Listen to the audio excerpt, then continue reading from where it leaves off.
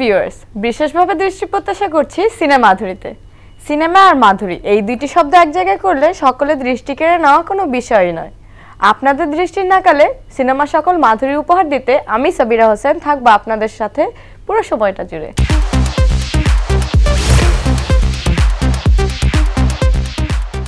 বড় পর্দা হোক কিংবা কোনো ছোট পর্দা, কোনো সিনেমার গান কিংবা কোনো সিকোয়েন্স মেকিংয়ে যে কত বড় একটি শুটিং ইউনিটের প্রয়োজন হয় তা নিজের চোখে না দেখলে বিশ্বাস করাই সম্ভব নয়। সো চলুন ভিউয়ার্স, এখন দেখে আসি দেশাদা লিডার সিনেমার মেকিং থেকে। আর সেই সিনেমার সেটটি ফেলা হয়েছে এফডিসির 4 নম্বর ফ্লোরে।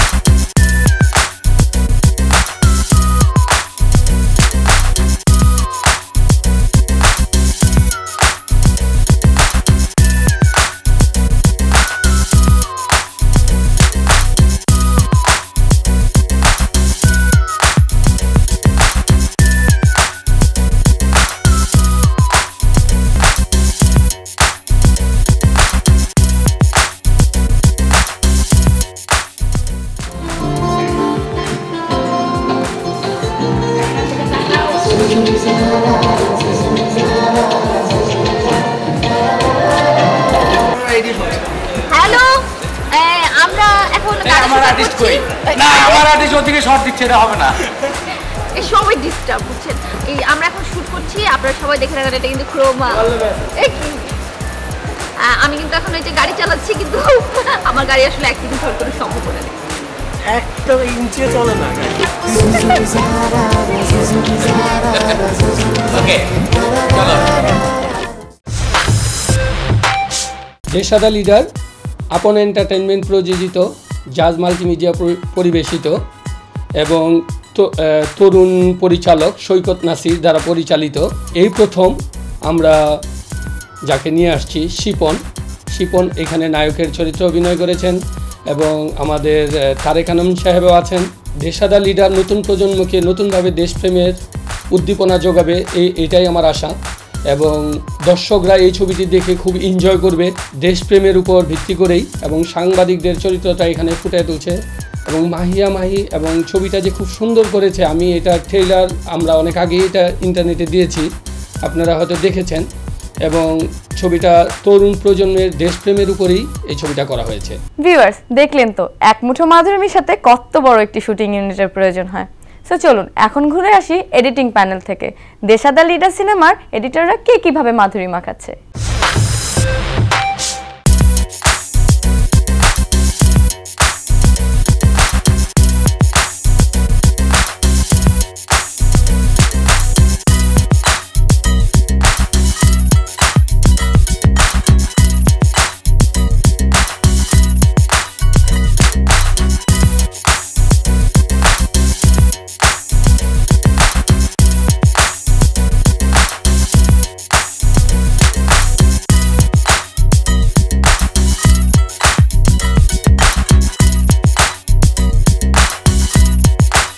আমরা এখন দেশাদা লিডার মুভি নিয়ে ব্যস্ত আছি আর কি।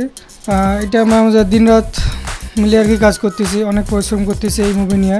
এই ছবিটা আশা করি সবার কাছে অনেক ভালো লাগবে। সেটা দেশপ্রেমের একটা ছবি, তো আমি মনে করবো যে এই ছবিটা আমরা যতই কষ্ট করি না কেন, যদি দর্শক আসি যে দেখে এই ছবিটা, তাহলে আর কি আমাদের কষ্ট সার্থক হবে। ভিউয়ার্স, বড় পর্দার মাধুরী কিন্তু এখানেই শেষ হবার নয়। ঠিক এই মুহূর্তে আমার পেছনে যেই সিনেমার সিকোয়েন্সটি আপনারা দেখতে পাচ্ছেন, এই সিনেমাটির নাম হচ্ছে জোয়ার ভাটা। সো চলুন ছোট্ট একটি বিরতির পর দেখে আসি 70 দশকের সিনে আমলান মাধুরী।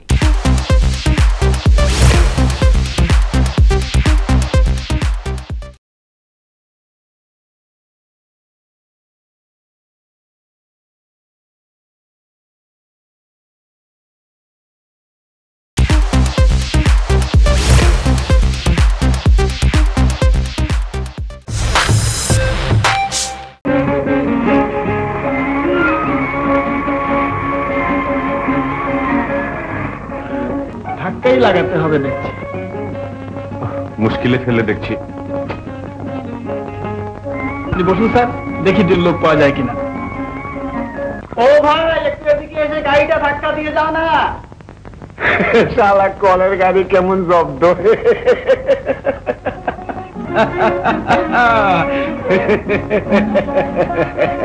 কই যাইবেন? রতনহাটে। রতনহাটি? কার বাড়ির দুলামি? সরকারি ডিসপেন্সারি ডাক্তার। হ্যাঁ, সরকারি ডিসপেন্সারির ডাক্তার, নতুন ডাক্তার সাহেব। বসো মিয়া, গাড়িতে বসো। একা হবে না দোস্ত, আর দুইজনকে ডেকে লো। আরে দূর মিয়া, এক গাড়ি ঠেলতে আবার 14 জন লাগে। ধরেন ডাক্তার সাহেব। দিব নাকি? ও দাও। এই ল্যাংড়া ঘোড়ার গাড়ি চলে। কই হে কুদ্দুস মিয়া? আসুন চাচাজান, বসুন। বসবার কি আর সময় আছে মা? আমাকে আবার সদরে যেতে হবে। এসডিও সাহেব ডেকে পাঠিয়েছেন। তা তোমার বাবা কোথায়? নতুন ডাক্তার সাহেব এখন এসে পৌঁছননি? এসে পড়েছেন? তা স্টেশন থেকে হেঁটে এলেন নাকি? না, মানে ট্যাক্সিটা গায়ের ভিতর ঢুকলো না। কিন্তু আপনি? আমি আব্দুল খালেক বিশ্বাস, এখানকার মেম্বার। কইরে মা, কোথায় গেলি? ডাক্তার সাহেবকে থাকবার ঘরটা দেখিয়ে দে।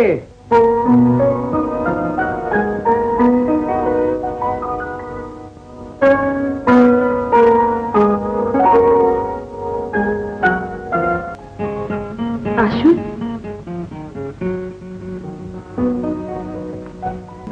বাহ, বেশ সুন্দর ঘর তো। তবুও ভালো। বাবা তো ভেবেই অস্থির। তার মানে? শহরের লোকদের নাকি কিচ্ছুই পছন্দ হয় না। আচ্ছা, ঠিকই তো বলছেন। আমি শহরের লোক, আপনার কথাই আলাদা। আপনি ওকে তাই মনে করেন? আমার বলা আর না বলাতে কি আসে যায়? আমি আপনার কে? আমার সঙ্গে আপনার মেলামেশা তো নিছক মেলামেশায়, কোনো উদ্দেশ্য নেই তার পেছনে। শুধু মুখের কথাটাই শুনলেন, মনের কথা শুনেননি? মুখের কথা মনের কথা কি দুটো ভিন্ন জিনিস ডাক্তার সাহেব? আপনার কাছে হয়তো তাই, কিন্তু আমাদের কাছে মুখের কথা আর মনের কথায় কোনো তফাৎ নেই। দাঁড়া রোকে।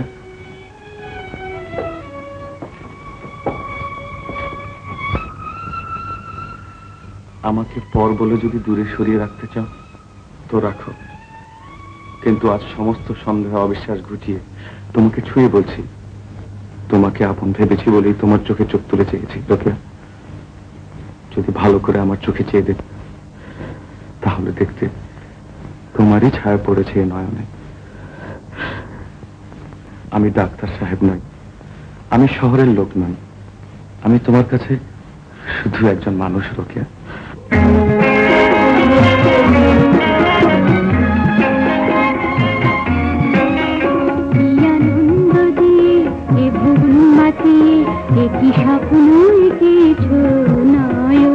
কি যে গান শুনিয়ে এই মন মাতিয়ে একই আগুন জ্বেলেছ ফাগুনে।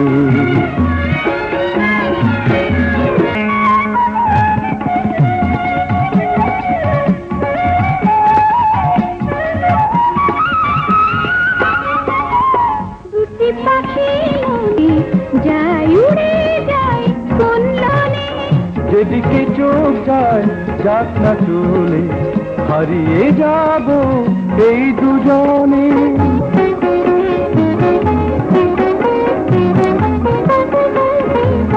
দুটি পাখি আপন মনে যায় কোন লাগানে। যেদিকে চোখ যায় যাক না চলে, হারিয়ে যাব এই দুজনে, হারিয়ে যাব এই দুজনে। কোন মায়াবী মায়া, কোন সোনালি ছোঁয়া, একই শান্তি এনেছে মিলনে। কি যে গান শুনি এই মন মাতিয়ে একই আগুন জ্বেলেছ ফাগুনে। ভিউয়ার্স, জানেন তো সিনেমা জগতের বিস্তারিত তুলে ধরার জন্য কোনো কিছুই মোহনার ক্যামেরার অগোচরে নয়। শুরুতেই দেখেছিলেন দেশাদা লিডার সিনেমার এডিটিং। চলুন এখন দেখে আসি সেই সিনেমা থেকে মাধুরী মাখানো একটি গান। আর হ্যাঁ, এই গানটির পর কিন্তু আমি ফিরছি ছোট্ট একটি কমার্শিয়াল ব্রেকের পর।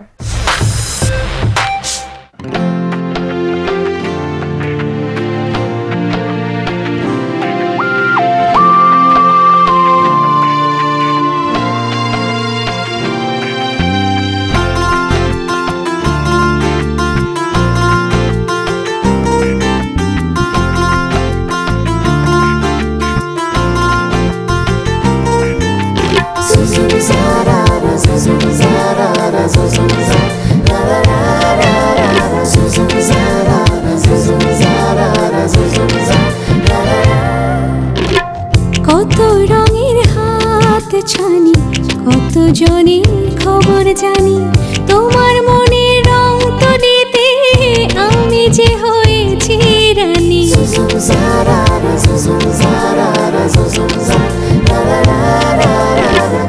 কত রঙের হাত ছানি, কত জনের খবর জানি, আমার মনের রং তুলিতে তোমায় এঁকেছি রানী।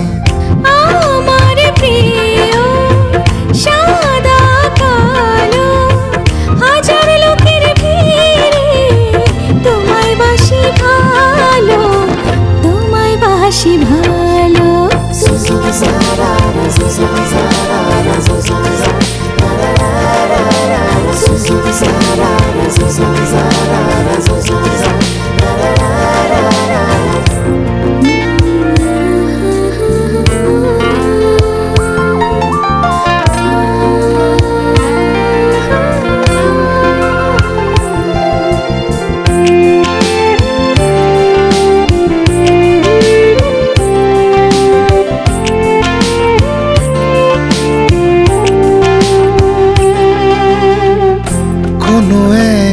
রোদেলা বিকেলে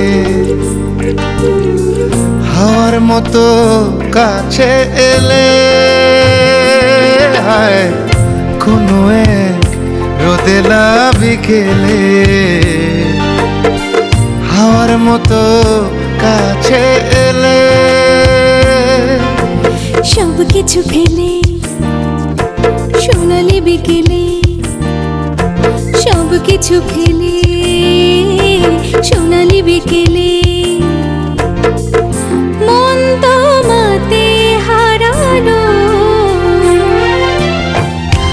আমার প্রিয় সাদা কালো, হাজার লোকের ভিড়ে তোমায় বাসি ভালো, তোমায় বাসি ভালো।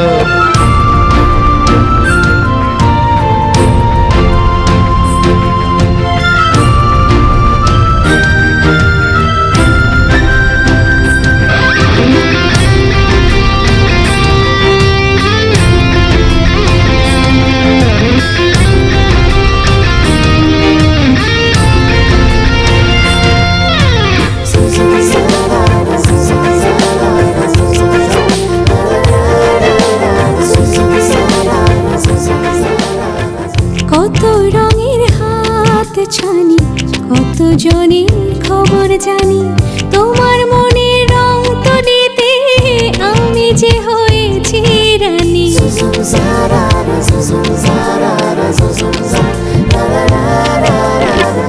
কত রঙের হাত ছানি, কত জনের খবর জানি, আমার মনের রং তুলিতে তোমায় এঁকেছি রানী।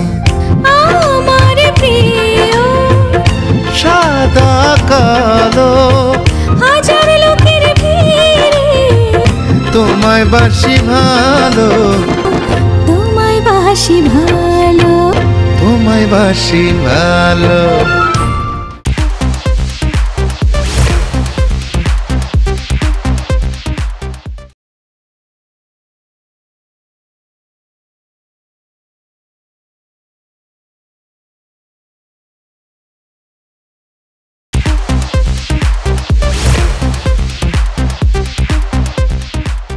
ভিউয়ার্স, বলেছিলাম না আমি ফিরে আসব, আমি কিন্তু আমার কথা রেখেছি। প্রতি পর্বে সিনেমাধুরীতে আমরা একজন সিনেস্টারকে স্মরণে রাখতে চাই। আর এই মুহূর্তে আপনারা যাকে স্ক্রিনে দেখতে পাচ্ছেন তিনি হচ্ছেন 60 দশকের সবচেয়ে জনপ্রিয় হিরোদের মধ্যে একজন। জি হ্যাঁ, ঠিকই ধরেছেন, তিনি হচ্ছেন প্রয়াত নায়ক খলিলুল্লাহ খান। চলুন দেখে আসি তার স্মৃতিমাধুরীর এক ঝলক।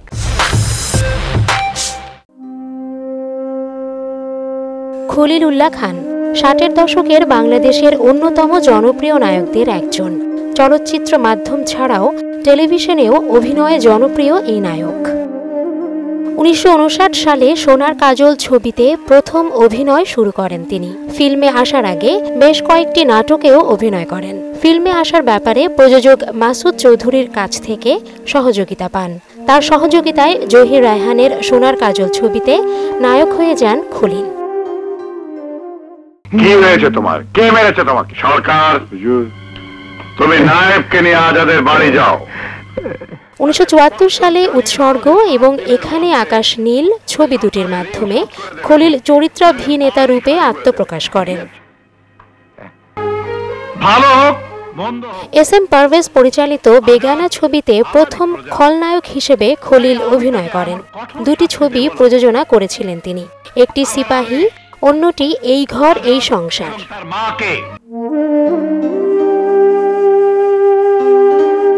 60-এর দশকের অন্যতম জনপ্রিয় এই নায়ক 2014 সালের 7 ডিসেম্বর সকাল 10টায় ঢাকা স্কয়ার হাসপাতালে সকলকে কাঁদিয়ে চলে যান না ফেরার দেশে।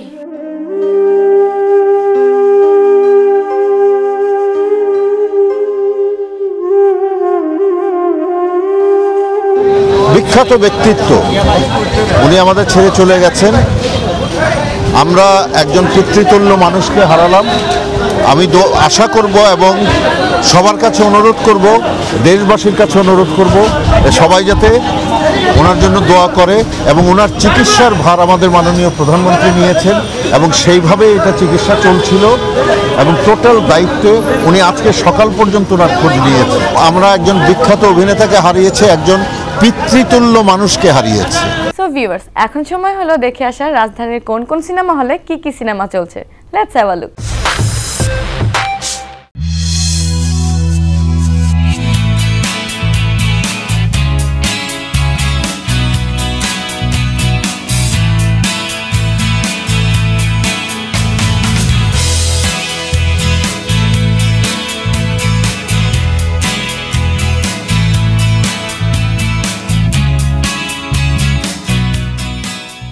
সো ভিউয়ার্স, আজ আর নয়, দেখতে দেখতে আমরা চলে এসেছি আমাদের অনুষ্ঠানের ঠিক শেষ মুহূর্তে। এতক্ষণ আমাদের সাথে থাকার জন্য আপনাদের সকলকে জানাই অশেষ ধন্যবাদ। But before that, always remember, life is extremely beautiful, so enjoy every bit of it. Till then, take care, bye by.